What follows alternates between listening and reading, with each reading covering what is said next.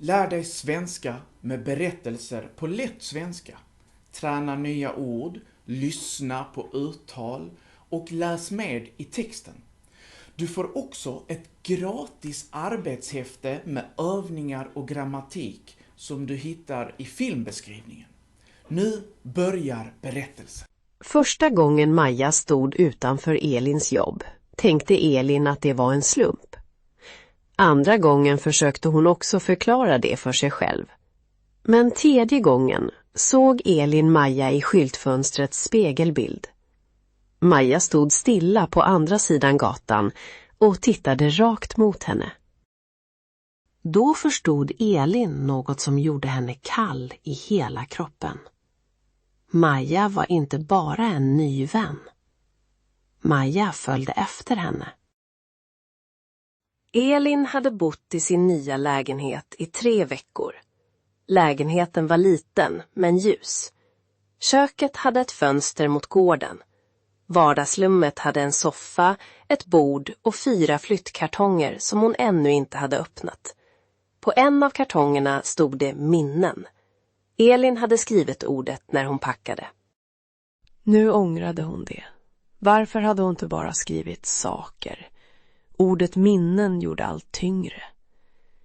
Hon hade lämnat Johan efter 8 år. De hade inte bråkat mycket på slutet. Det var nästan värre. De hade slutat fråga, slutat lyssna, slutat vara nyfikna på varandra. När Elin flyttade ut sa Johan, du kommer klara dig. Det var snällt sagt, men det kändes som om han redan hade gått vidare. På kvällarna kom ensamheten. Den kom ofta vid 8. Då hade Elin ätit, diskat och svarat på några meddelanden. Sedan blev lägenheten tyst. Folk skrev ibland, hur mår du? Elin svarade nästan alltid, det är okej. Det var inte sant, men det var enkelt. En tisdag gick Elin till biblioteket efter jobbet. Hon ville inte åka hem direkt. Hemma blev tankarna stora. På biblioteket fanns människor, men ingen krävde något av henne. Där kunde hon vara nära andra utan att behöva förklara sig. Vid ett bord nära fönstret låg en lapp. Bokcirkel på lättsvenska. Tisdagar klockan 18. Alla är välkomna. Elin stod stilla och läste lappen 2 gånger. Då hörde hon en röst bakom sig. Du borde komma. Elin ryckte till och vände sig om. En kvinna stod där med en bok i handen. Hon hade mörkt hår, röd halsduk och ett leende som såg varmt ut. Förlåt, sa kvinnan. Jag menade inte att skrämma dig. Jag såg bara att du tittade på lappen. Det är ingen fara, sa Elin. Jag heter Maja. Elin? Maja sträckte fram handen. Hennes hand var varm. Hon tittade Elin rakt i ögonen, som om hon redan hade bestämt sig för att de skulle bli vänner. Bokcirkeln började en stund senare. Elin tänkte först bara lyssna, men Maja satte sig bredvid henne och viskade. Du behöver inte säga något om du inte vill. Det gjorde Elin lugn. Gruppen pratade om en berättelse om en man som flyttade till en ny stad. Mannen låtsades att han visste vart han skulle, fast han egentligen inte visste. När ledaren frågade vad deltagarna tänkte var Elin tyst. Men Maja sa, jag tror att han försöker se stark ut. Men inuti känner han sig nog ganska liten. Elin tittade på henne.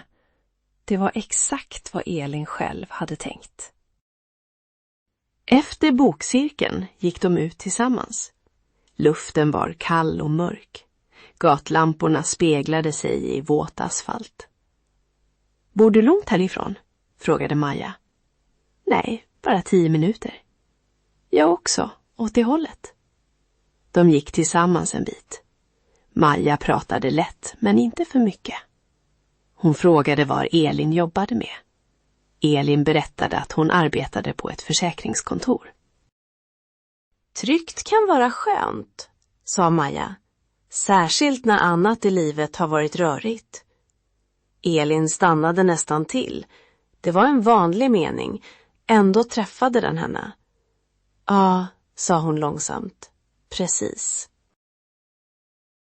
När de skildes åt fick Elin Majas nummer. Det var så det började. Först var Maja bara en person från bokcirkeln. Sedan blev hon någon som skickade små meddelanden. Hur gick mötet idag? Glöm inte äta lunch. Jag såg en bok du skulle gilla. Elin tyckte om det. Hon hade inte förstått hur mycket hon saknade någon som lade märke till små saker. Om Elin nämnde att hon skulle till tandläkaren frågade Maja efteråt hur det hade gått. Om Elin sa att hon var trött på jobbet skickade Maja en rolig bild på kvällen. En lördag följde Maja med Elin till en second hand-butik. Elin skulle köpa gardiner, men Maja gjorde det till en utflykt.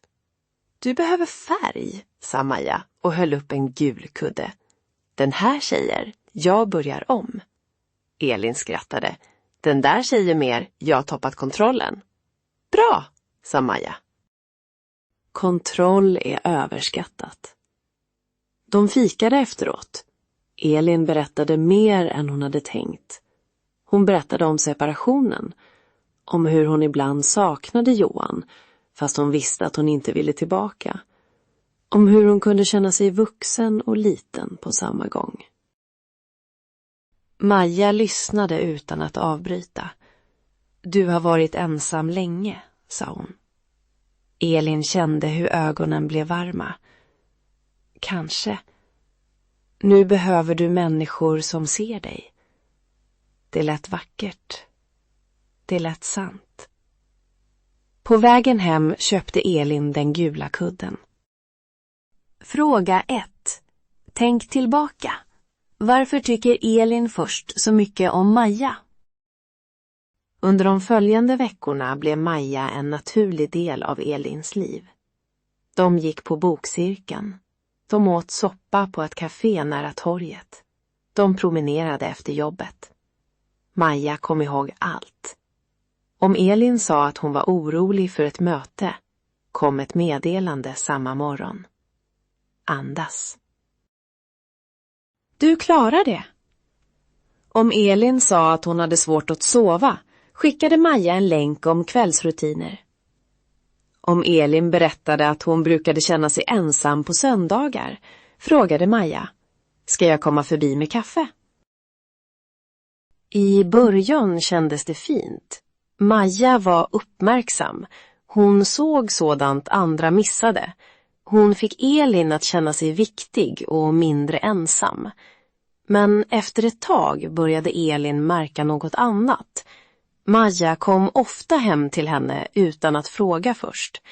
Jag var ändå i närheten, sa hon varje gång. Första gången blev Elin glad. Andra gången blev hon överraskad. Tredje gången stod hon med handen på dörrhandtaget och tvekade innan hon öppnade.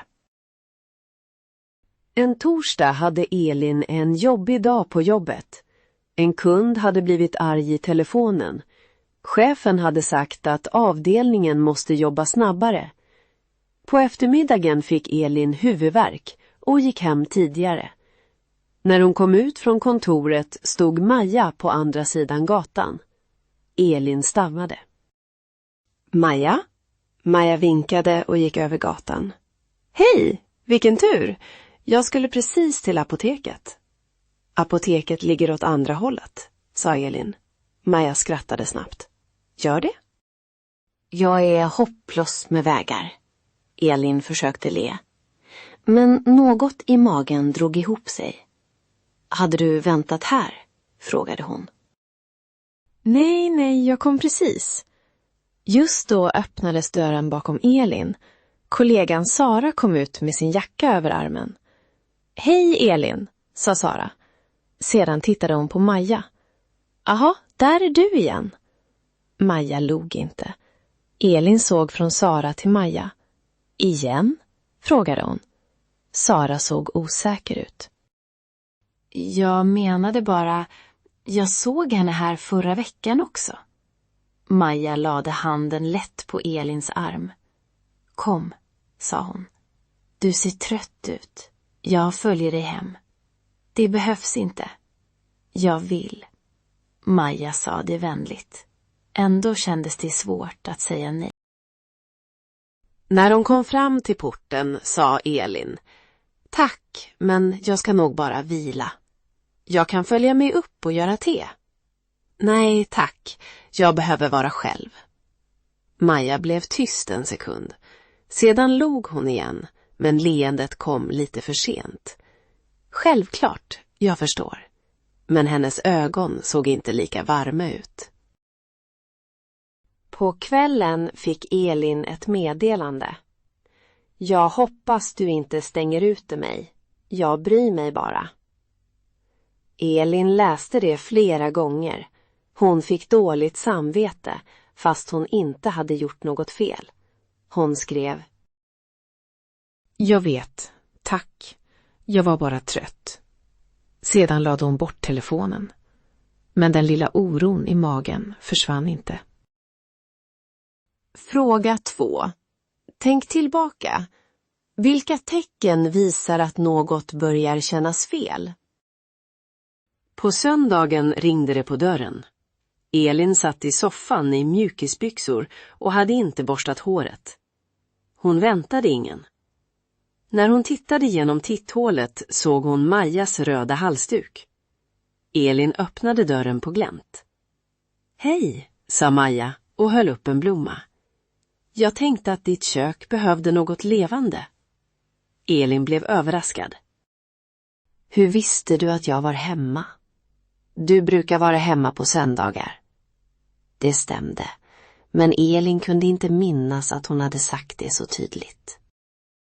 Maja steg in i hallen innan Elin hann bjuda in henne. Hon tog av sig kappan och gick mot köket. Jag kan göra kaffe, sa hon. Maja. Maja vände sig om. Ja, du behöver fråga först. Om kaffe. Om att komma hit. Om att gå in. Tystnaden blev tjock. Sedan log Maja, men leendet blev stelt. Förrått. Jag trodde vi var nära vänner. Det är vi kanske, sa Elin försiktigt. Men jag behöver ändå få vara i fred ibland. Maja tittade ner på blomman. Jag försöker bara vara en bra vän. Elin ville säga förlåt. Hon ville göra stämningen bra igen. Men en annan känsla fanns också där. En liten, tydlig röst som sa: Du har rätt att säga nej. På tisdagens bokcirkel kom Maja sent. Hon satte sig inte bredvid Elin som vanligt. Hon satte sig på andra sidan bordet och pratade glatt med 2 andra kvinnor. Efter bokcirkeln gick Elin fram till henne. Ska vi gå samma väg? Frågade hon. Maja tog långsamt på sig handskarna. Jag ska åt ett annat håll idag. Okej, du ville ju ha mer utrymme. Orden var mjuka, men de stack. Elin gick hem ensam. Efter några minuter såg hon något i ett skyltfönster. På andra sidan gatan gick Maja. Hon gick inte åt ett annat håll. Hon gick åt samma håll som Elin, men på avstånd. Hon försökte se ut som om hon bara promenerade. Elin stannade och låtsades titta på en jacka. I glaset såg hon Majas spegelbild.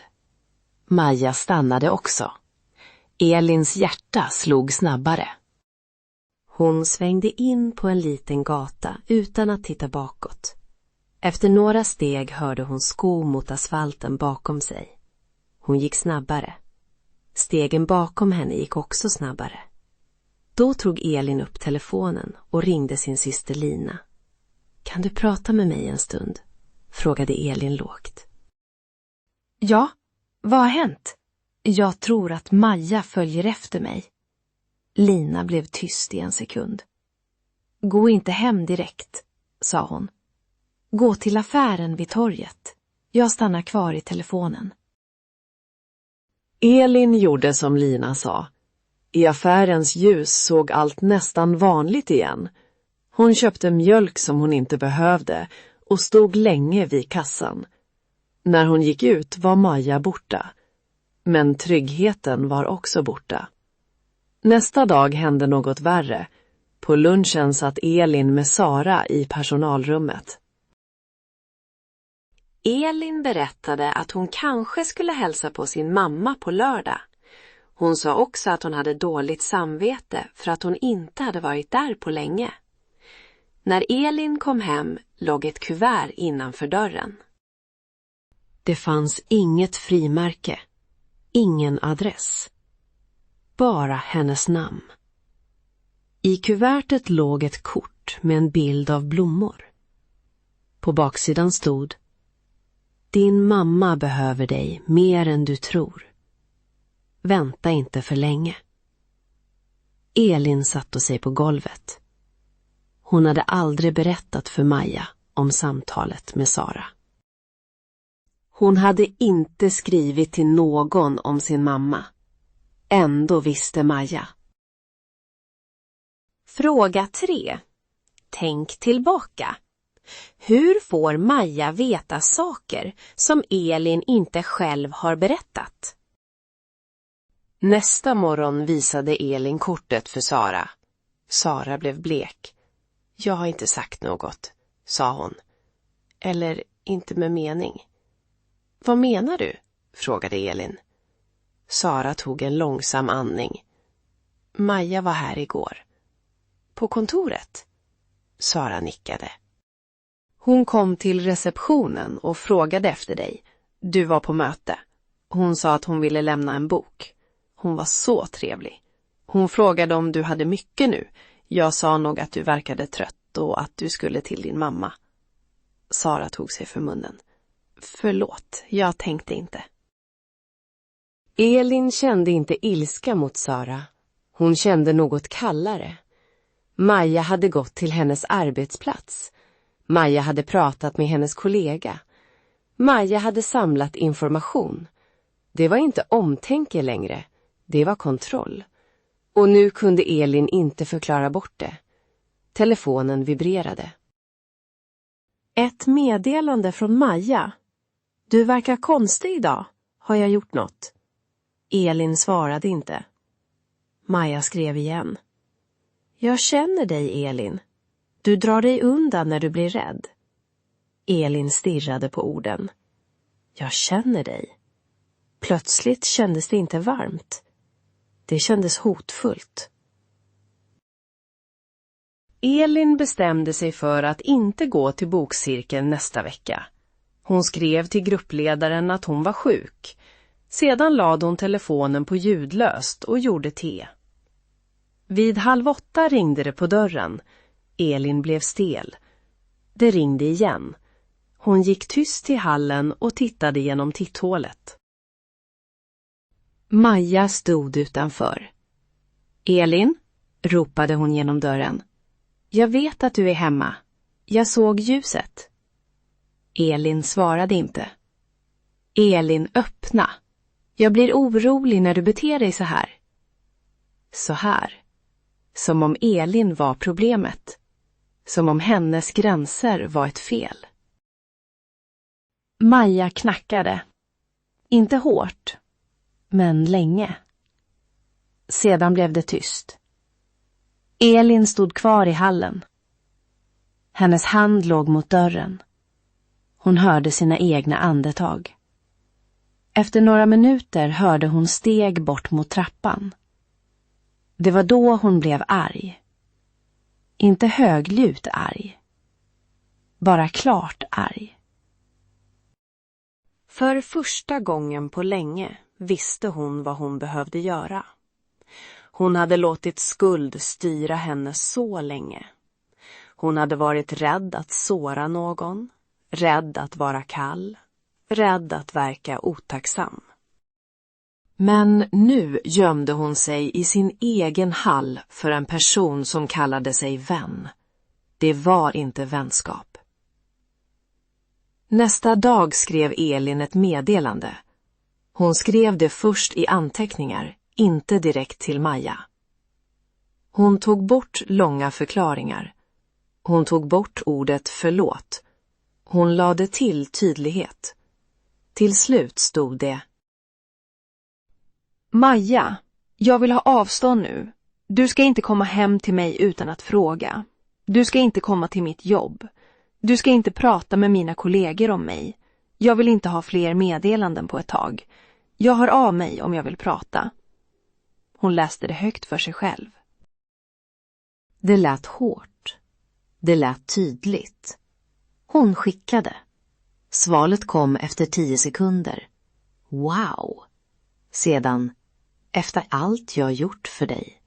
Sedan, du är verkligen rädd för närhet. Jag försökte bara hjälpa dig, men du vill tydligen vara ensam. Elin höll telefonen i handen. Fingrarna ville skriva förlåt. Det var nästan som en reflex, men hon gjorde det inte. Hon tog en skärmdump. Sedan stängde hon av notiser från Maja. På jobbet berättade Elin för Sara och chefen att Maja inte skulle släppas in om hon kom dit.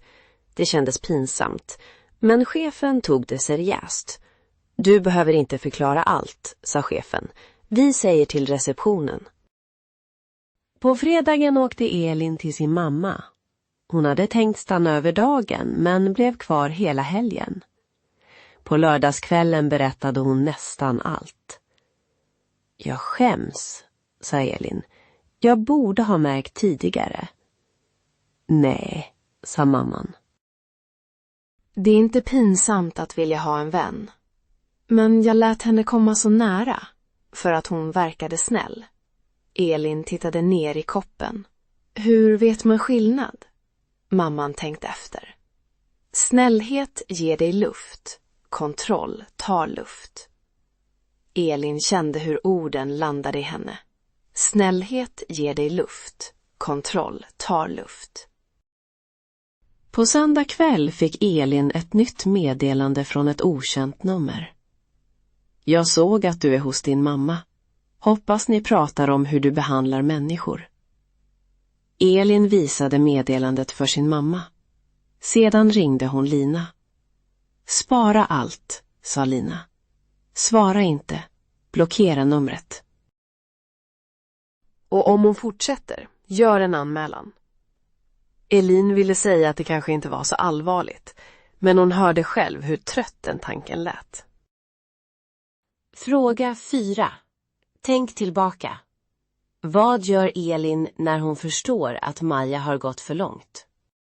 2 veckor gick. Maja skickade några fler meddelanden från olika nummer.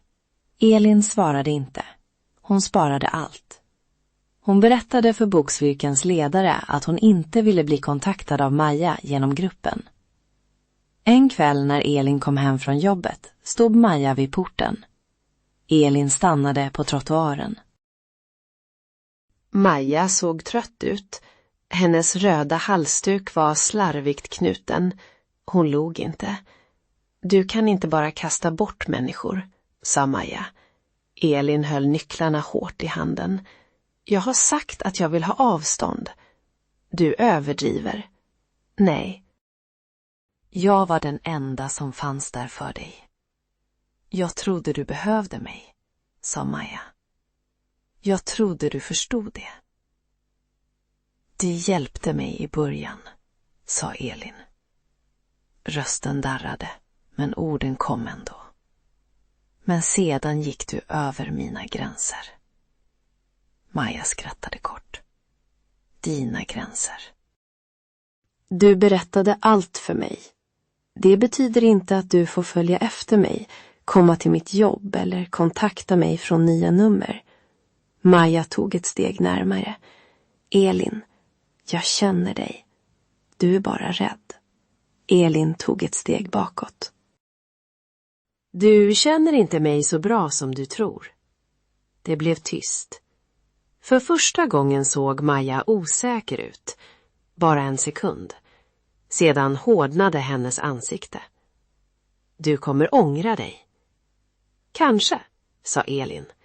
Men jag vill ändå att du går. En granne kom ut genom porten med en hund. Han såg på Elin, sedan på Maja. Går det bra här? Frågade han. Elin svalde. Hon var nära att säga ja. Det hade hon sagt så många gånger i livet, bara för att göra allt lugnt igen. Ja, det är okej. Ja, jag klarar mig. Ja, det är ingen fara. Men den här gången sa hon sanningen. Nej, sa hon. kan du stanna en stund? Grannen nickade. Maja tittade på dem båda. Sedan vände hon sig om och gick snabbt därifrån. Den kvällen gjorde Elin en polisanmälan. Hon visste inte vad som skulle hända.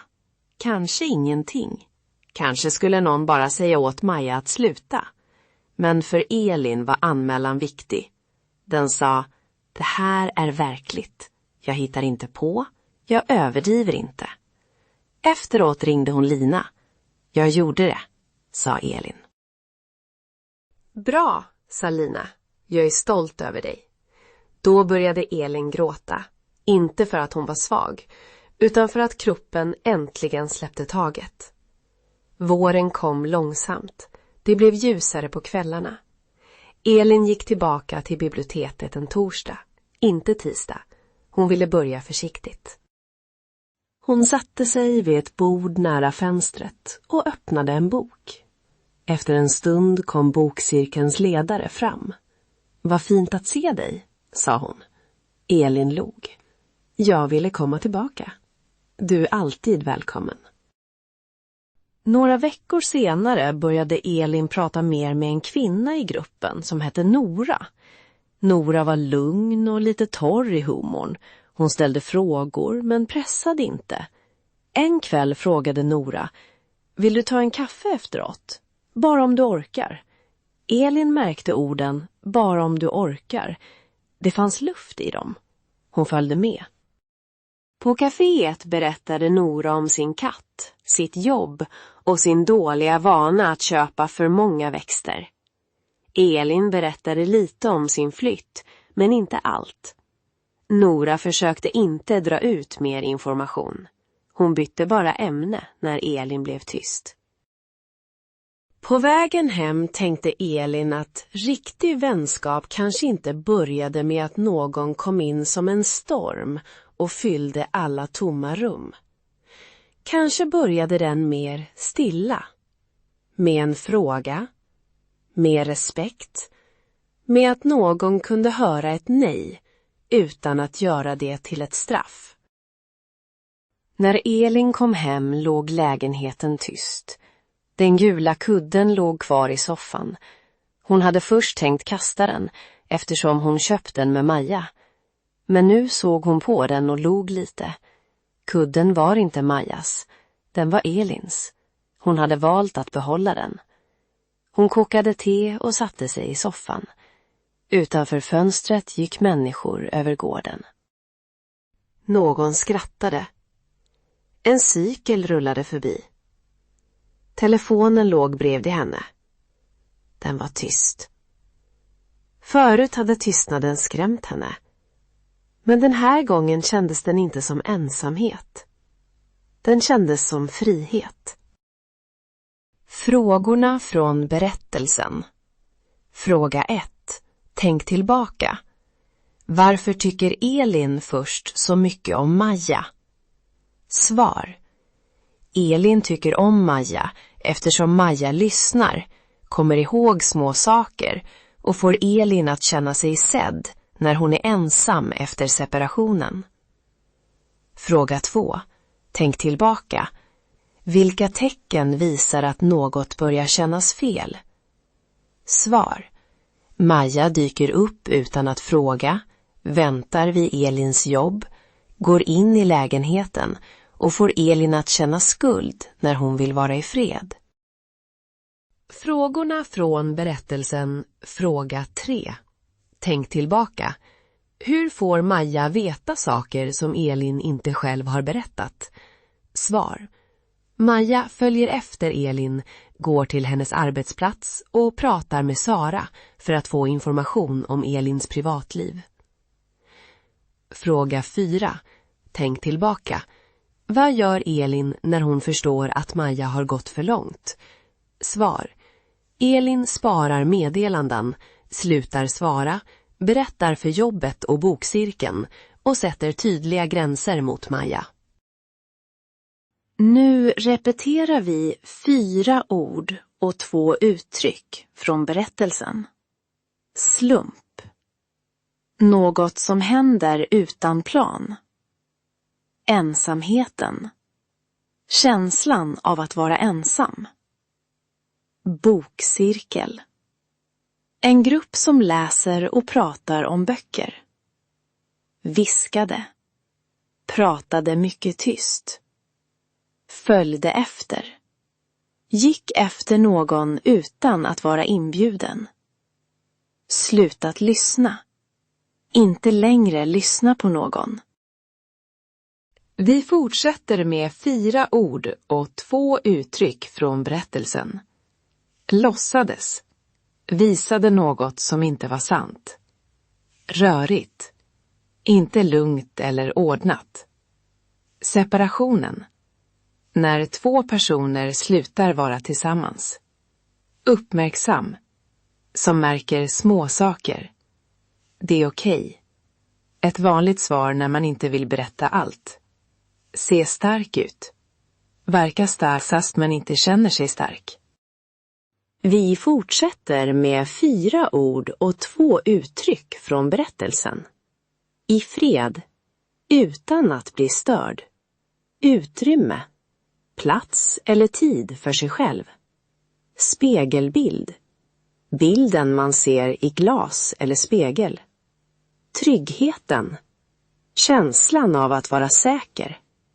Lade märke till. Märkte eller såg något. Utan att fråga. Utan att be om lov först. Vi fortsätter med 4 ord och 2 uttryck från berättelsen. Kuvertet. Ett skydd av papper för brev eller kort. Kontroll. Att försöka bestämma över någon. Gränser. Tydliga linjer för vad som är okej. Skuld. Känslan att man har gjort fel. Säga nej. Inte gå med på något. På avstånd. Inte nära. Vi fortsätter med 4 ord och 2 uttryck från berättelsen. Skärmdump. En bild av det som syns på skärmen. Anmälan. När man berättar för polisen att något har hänt. Respekt. Att visa att någons gränser är viktiga. Frihet. Känslan av att bestämma över sitt eget liv. Vänta inte. Gör något nu, inte senare. Höra ett nej. Acceptera när någon säger nej. Vill du träna mer svenska med berättelsen? Titta gärna en gång till. Lyssna efter orden, uttrycken och frågorna. Fundera också på frågan. Hur märker man skillnad mellan omtanke och kontroll?